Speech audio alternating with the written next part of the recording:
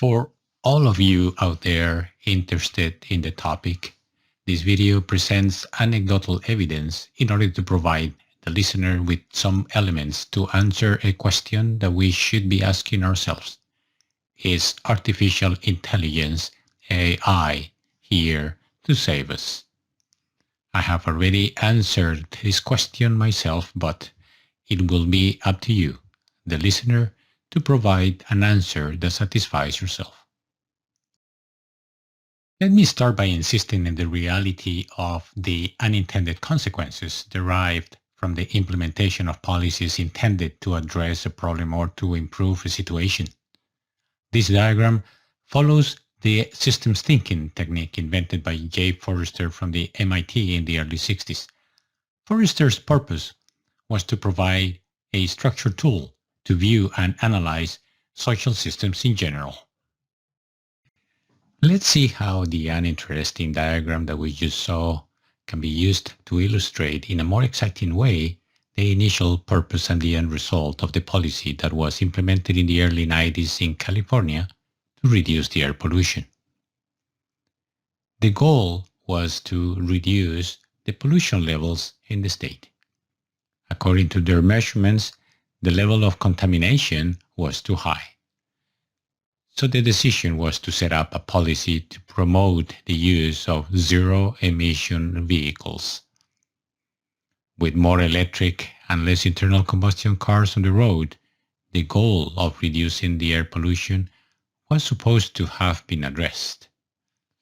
However, more electric cars required more electricity to be able to recharge their batteries. The additional electric power came from thermal power generation stations, and the energy source for the thermal power stations is fossil fuels, namely coal, fuel oil, or fuel gas. The end result? More CO2 and other air pollutants were released through the power plant stacks. This was the unintended consequence of the policy. The stack emissions pretty much offset the reduction of car tailpipe emissions. No net benefits, just a transfer of emissions from many individual vehicles into the power station stack. In this section, I will talk about the computer's greatness and the no-so-gracious drawback. A few years ago, I read an article in the IEEE Spectrum magazine about the increasing use of computers. We are talking about mid-80s, so I'm going by memory here. In summary, the article read something like this. Computers are great. They can do in a very little time what it would take a lot of people and a lot of time to do. Computers are also capable of making a big mess that will take a lot of people and a lot of time to clean up. And now, our featured presentation, a domestic case of adversarial AI. We have a robot vacuum cleaner at home.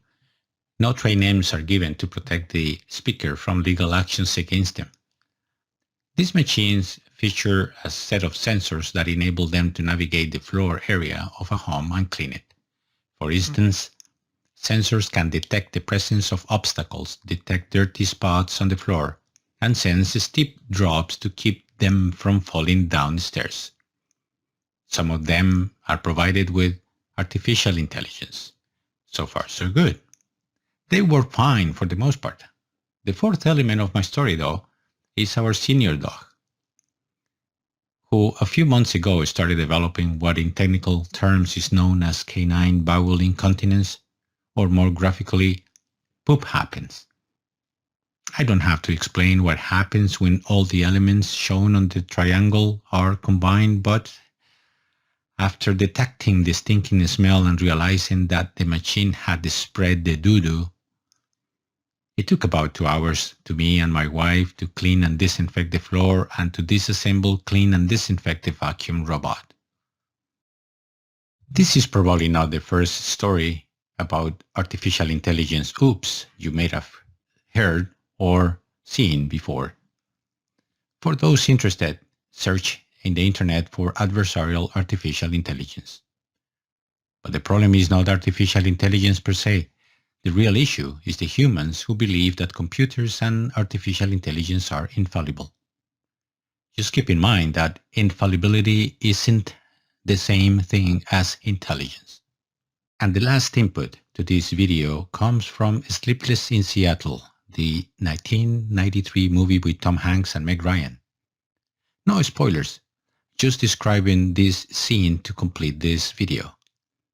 Jessica, a girl, gets into the airline computer, books a flight to New York for Jonah, a boy too young to fly by himself. She wrote that he was 12 years old and therefore he didn't need to be accompanied. Jonah says, "Are you crazy? Who will believe that I'm 12?